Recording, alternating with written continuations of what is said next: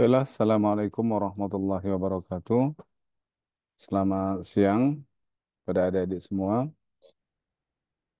Apakah Selamat suara? siang, Pak. Oke, ya. Terima kasih atas kehadirannya di perkuliahan ini, yaitu perkuliahan transmisi daya listrik. Jadi kita memang sudah terlambat masuknya, namun nanti bahan-bahan kuliahnya akan saya sampaikan semua. Bahkan bukunya nanti pun diktatnya nanti saya kirimkan, jadi Anda bisa belajar dari awal. Ya, langsung saja kita masuk ke materinya.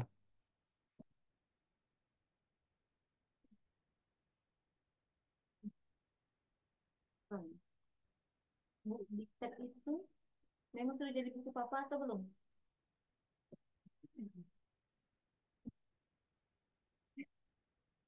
Misalnya, Gimana? diktatnya itu sudah dalam bentuk buku.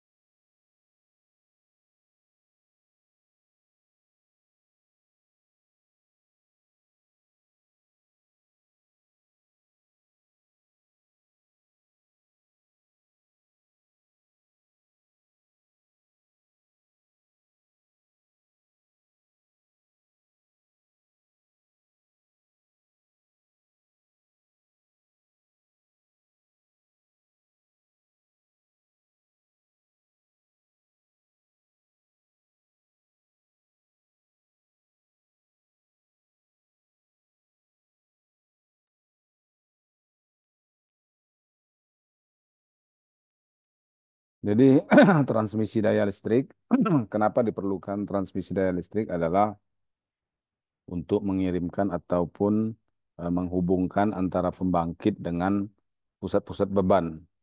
Diketahui bahwa memang pembangkit ini letaknya itu pasti berada jauh daripada pusat-pusat beban. Sebagai contoh, misalnya pembangkitnya berada di PLTA, di Asahan, ataupun di Sigura-gura. Tetapi bebannya adalah di Kota Medan atau pusat beban terbesarnya adalah di Kota Medan. Oleh karena itu maka diperlukan transmisi. Transmisi itu artinya transmit, mengirimkan melalui penghantar. Jadi pengiriman melalui transmisi ini adalah pengiriman yang besar, pengiriman yang besar. Jadi daya yang disalurkannya juga adalah daya yang besar. Karena dia pada sifatnya adalah memindahkan hasil pembangkitan tenaga listrik tersebut ke Kakak dari sekolah mana? ya halo.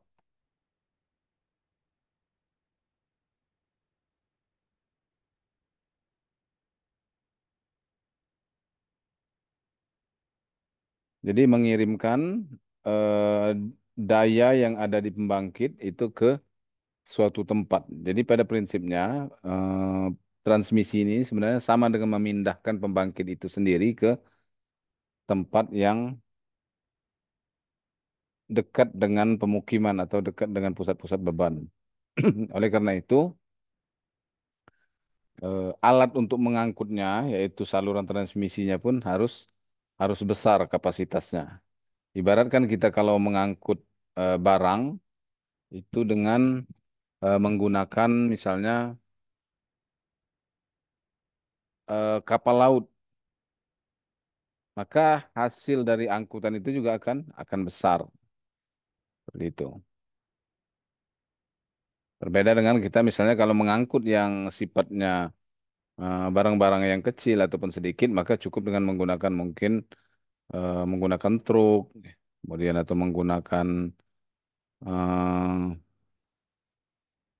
kendaraan-kendaraan yang pickup dan lain sebagainya. Gitu juga dengan daya listrik ini, karena yang mau kita pindahkan adalah daya listrik dari pembangkit, sama dengan memindahkan pembangkit itu kan. Jadi fungsinya adalah melayani penyaluran tenaga listrik dari pusat pembangkit sampai ke sistem distribusi. Kemudian transmisi dilakukan dengan menggunakan tegangan tinggi untuk menekan rugi-rugi transmisi. Jadi kenapa kita menggunakan tegangan tinggi, tegangan 150 kV, 250 kV, semuanya itu dilakukan untuk agar supaya rugi-rugi atau losses ketika di saluran transmisi itu bisa dibuat serendah mungkin.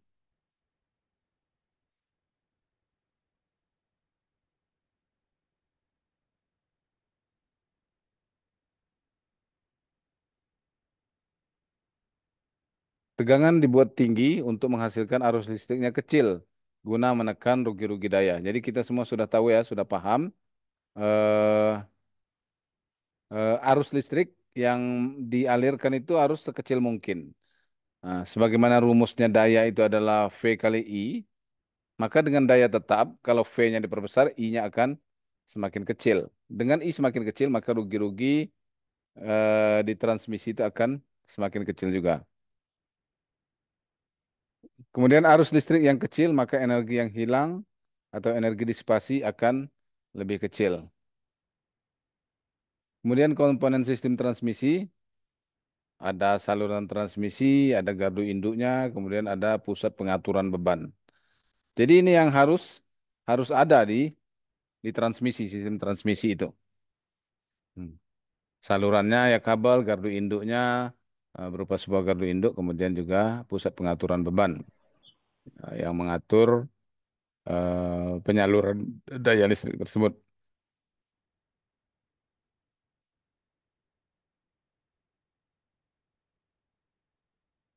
Kemudian macam-macam saluran transmisi, ada sistem tunggal.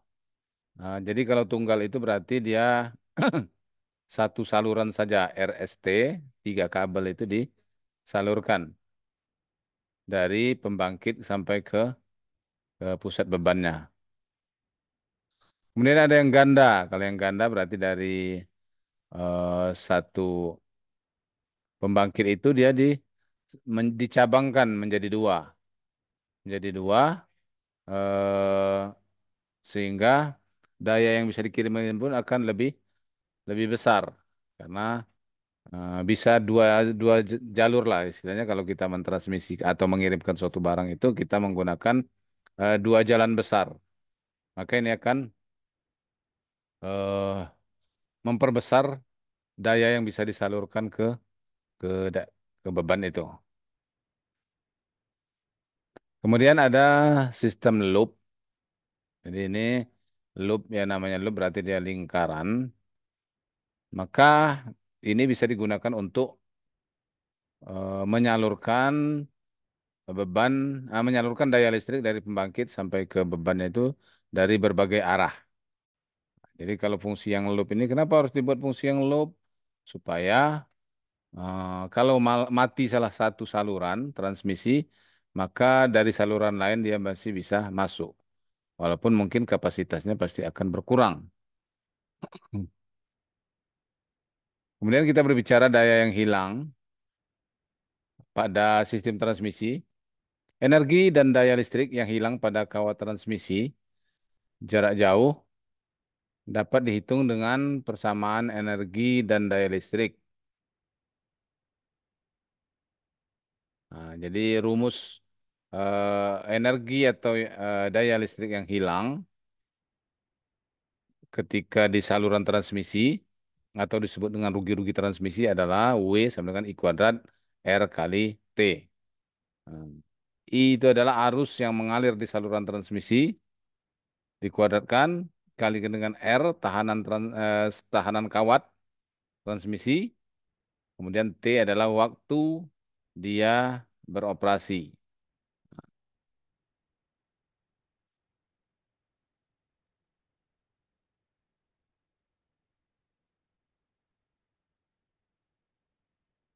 Jadi ini rumus rugi-rugi daya listrik.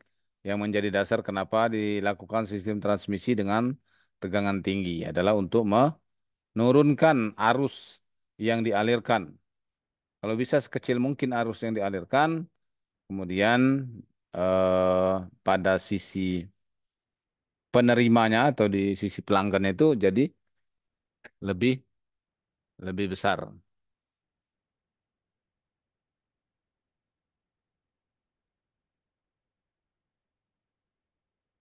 Jadi saluran transmisi ini pun eh, ada dua jenis.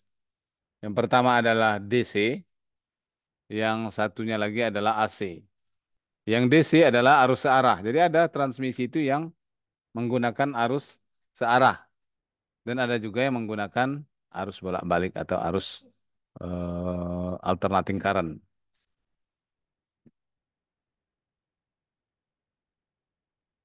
Nah, kalau dalam sistem AC atau alternating current ada satu fasa dan tiga fasa.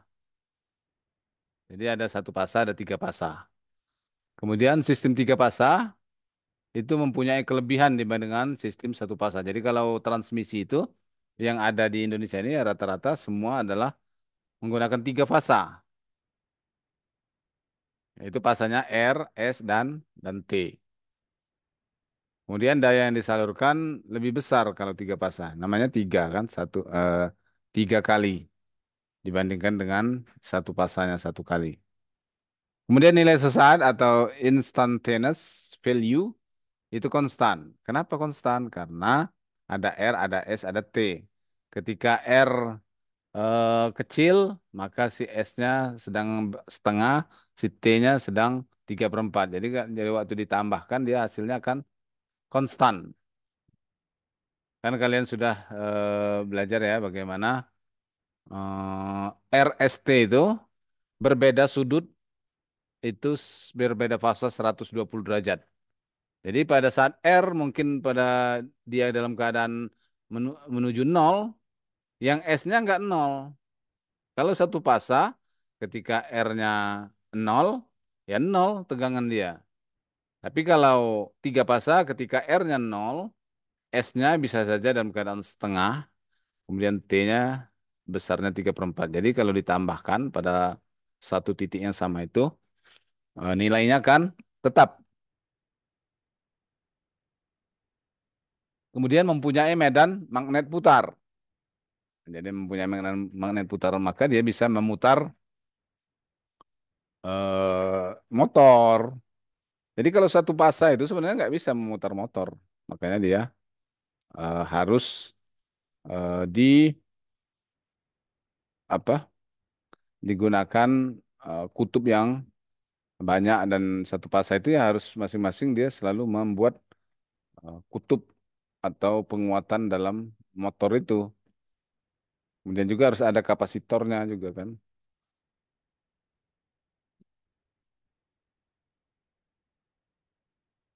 Jadi hampir semua menggunakan tenaga AC dan hampir semua juga menggunakan eh, tiga fasa.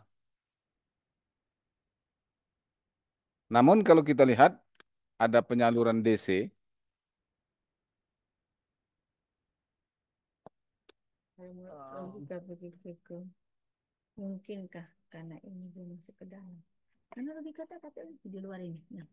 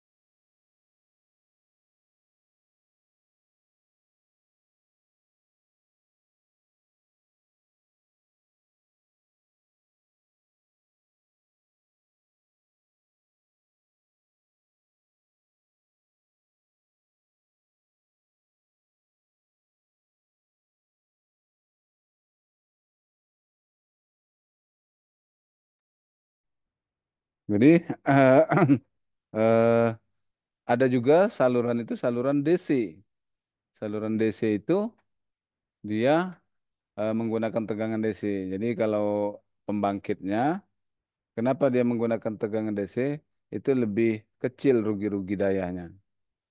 Itu keuntungannya. Tapi memang jadi lebih mahal karena apa? Karena kita harus mensearahkan, merubah dari arus DC tadi menjadi arus bolak-balik. Kemudian dari arus bolak-balik nanti eh, akan dirubah lagi menjadi sorry. Dari arus bolak-balik dirubah menjadi searah, kemudian dari searah dirubah menjadi bolak-balik lagi pada bagian penerimanya atau di bagian bebannya. Kemudian kalau kita berbicara tegangan transmisi, ada 6 kV, 20 kV sampai 30 kV. Kemudian tegangan tinggi atau high voltage itu 70 kV sampai 150 kV. Kemudian tegangan ekstra tinggi atau extra high voltage itu 500 kV sampai 750 kV. Ada lagi ultra high voltage atau UHV di atas 750 kV. Jadi di luar negeri itu sudah banyak yang menggunakan ultra high voltage ini. Jadi dengan tegangan yang setinggi-tingginya maka arusnya itu akan menjadi sangat kecil.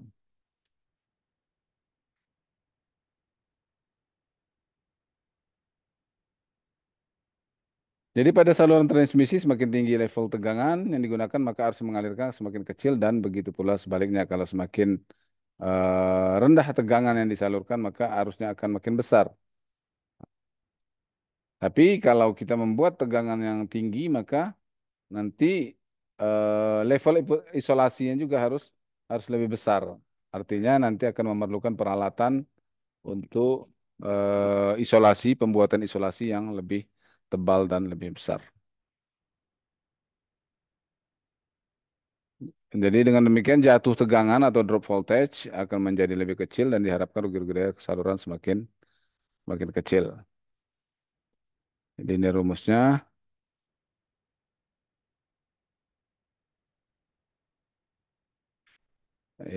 I kali Z itu adalah tegangan, Z itu impedansi, kemudian P atau rugi-rugi daya adalah I kuadrat R.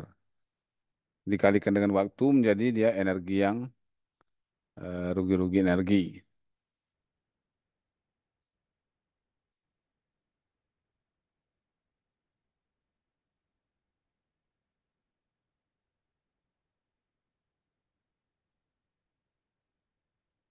Kemudian klasifikasi saluran transmisi ada yang overhead line atau saluran udara dan ada juga kabel tanah underground cable.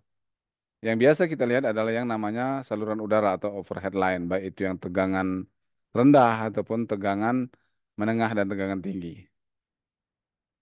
Kemudian yang saluran bawah tanah, juga ada saluran bawah laut, itu adalah yang ditanam di dalam tanah. Kabelnya membutuhkan isolasi yang lebih baik gitu kan. Saluran udara tegangan tinggi atau SUTT menggunakan kawat yang tidak mempunyai isolasi atau tidak ada selubung. Tegangan nominalnya 70 sampai 150 kV. Kemudian tegangan saluran udara tegangan ekstra tinggi atau SUTET bertegangan antara 150 sampai dengan 750 kV.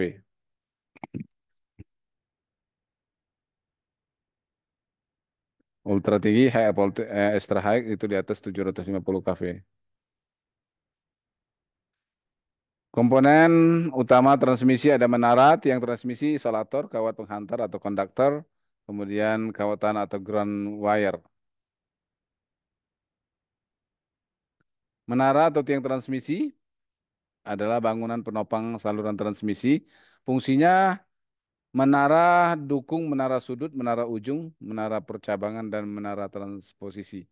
Jadi pada sifatnya tiang menara tadi untuk melengketkan atau menempatkan kabel-kabel transmisi. Ini jenis-jenis menaranya, jenis-jenis menara yang dipasang. Ya, mungkin ini ada beberapa yang kalian familiar, sering lihat.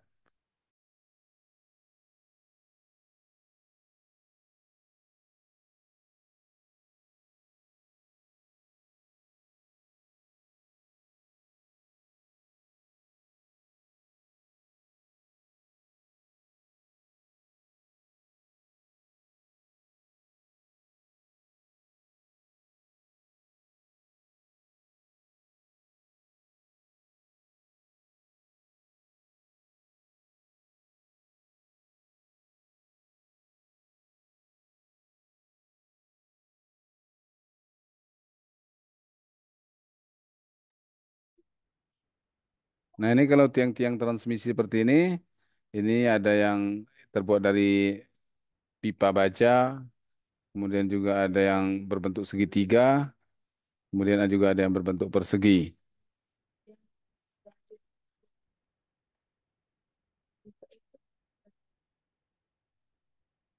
Kemudian isolator, bahan jenis porselin atau gelas. Jadi isolator ini adalah bahan yang susah atau tidak bisa dialiri oleh listrik atau tidak menghantarkan arus listrik. Kemudian menurut jenisnya, isolator ini ada isolator jenis pasak, ada jenis pospin, kemudian ada juga isolator gantung.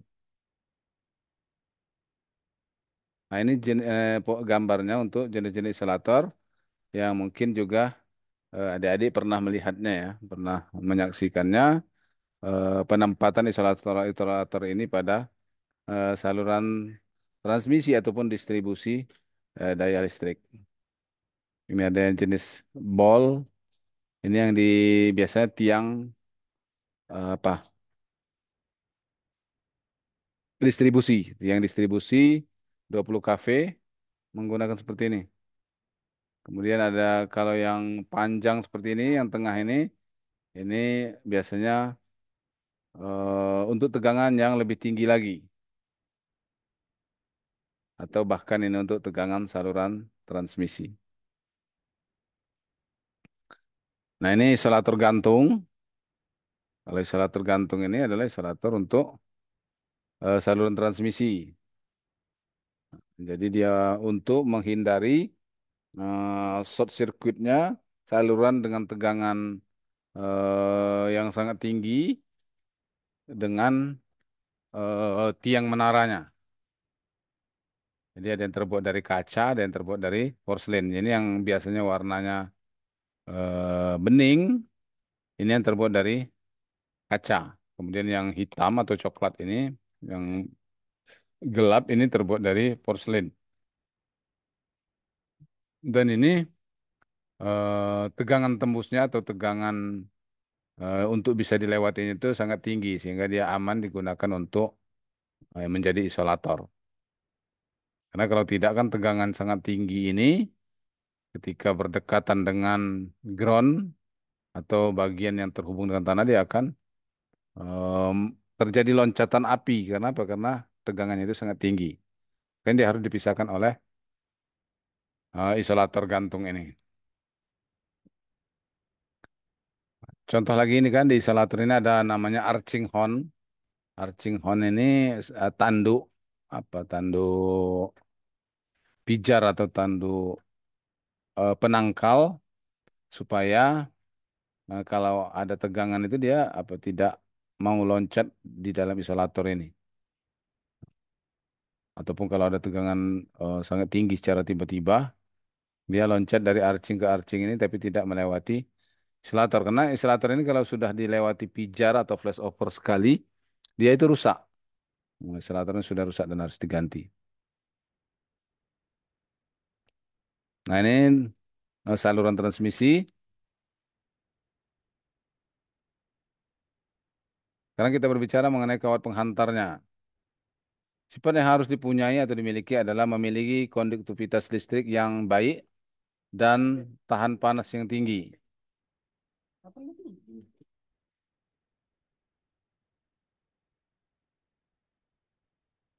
Jadi suatu konduktor itu tentunya konduktivitasnya harus tinggi.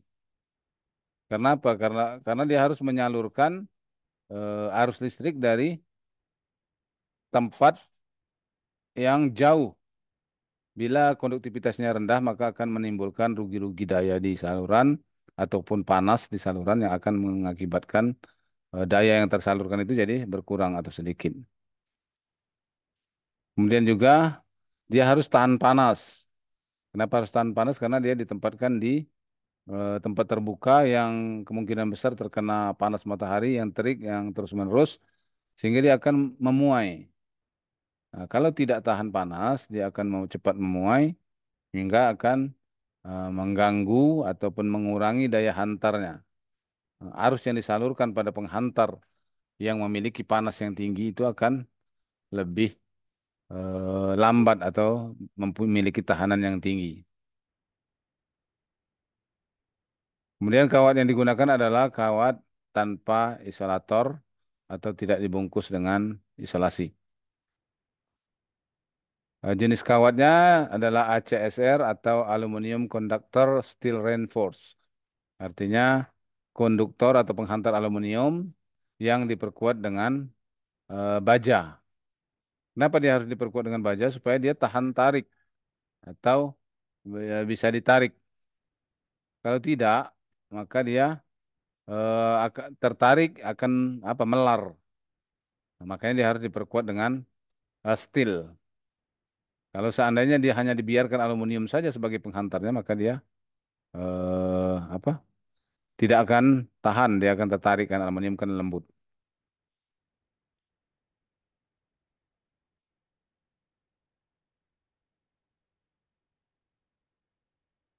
Kemudian ACSR atau kawat yang dengan inti serat baja di tengah yang dikelilingi oleh lapisan serat aluminium.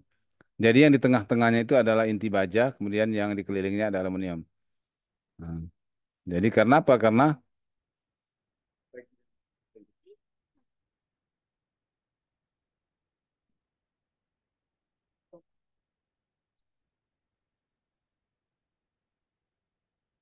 kenapa dia harus serat aluminium yang di bagian luarnya? Karena di arus bolak-balik ini ada namanya efek kulit atau skin effect, yang mana arus itu akan berkumpul di bagian pinggir daripada penghantar atau konduktor itu. Nah, seperti ini gambarnya.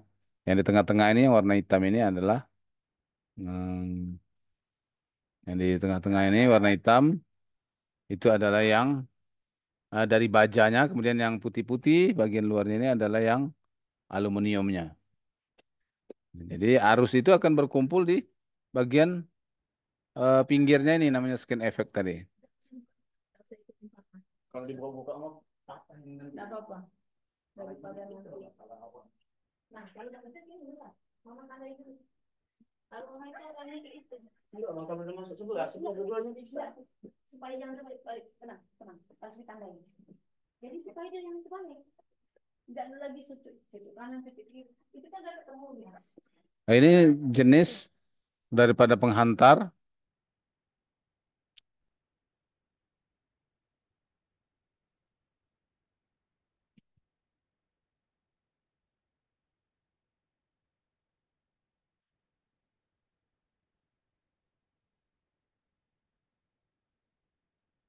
Nah, ini dia gambar penampangnya, bagian-bagian dari konduktor. Kemudian ada kemampuan hantar arus, menunjukkan nilai kenaikan temperatur yang berlebihan pada kawat penghantar, berpengaruh terhadap andongan atau sek dan kekuatan tarik kawat penghantar. Jadi kemampuan hantar arus ini berapa arus terbesar yang sanggup dialirkan oleh penghantar itu tanpa dia memuai. Nah, karena dengan dialiri oleh arus listrik yang besar dia bisa memuai. Nah, jangan sampai dia memuai maka dia ada namanya kemampuan hantar arusnya. Jadi jangan sampai lebih daripada eh, kemampuan hantar arus itu dilewatkan arus listriknya. Kemudian berpengaruh terhadap andongan, iya karena eh, kan seperti apa seperti jemuran tadi kan kalau transmisi itu maka harus disesuaikan dengan kemampuan hantar arusnya. Kemudian ada kawat tanah. Kalau tadi ada overhead line, ini kawat tanah atau ground wire. Sorry sorry, ini kawat tanah yang grounding. Disebut juga sebagai kawat pelindung atau shield wire. Biasanya letaknya paling atas daripada tiang transmisi itu. Untuk melindungi kawat penghantar terhadap sambaran petir. Biasanya dipakai kawat baja steel wire karena dia lebih murah. Jadi pada fungsinya sendiri sebenarnya untuk menghantarkan kawat arus petir. Jadi makanya dibuat dari penghantar yang kuat yang terbuat dari baja.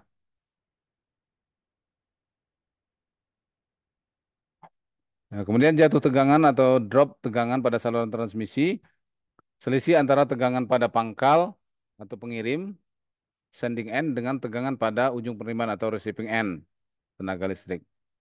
Jadi ketika tegangan disalurkan, dikirimkan dari sisi pembangkit, misalnya contohnya tegangannya 150 kV, ketika udah sampai di penerimanya, di bebannya itu bisa saja dia tinggal 140 kV. Artinya ada drop tegangan pada sepanjang saluran transmisi yang jaraknya kadang berpuluh-puluh atau bahkan beratus kilometer. Makanya muncul eh, drop tegangan pada saluran transmisi itu. Atau disebut dengan regulasi tegangan atau voltage regulation. Voltage regulation itu rumusnya VR min VS PS dikurang VR per VS. Jadi,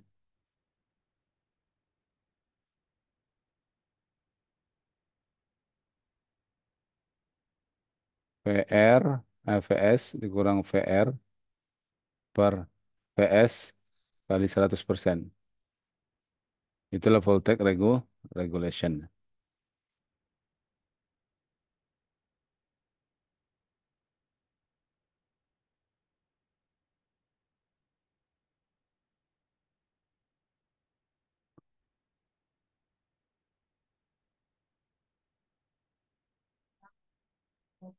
Pasang tuh, pasang tuh. Nanti mana sih yang lebih Nah, ini tadi mana?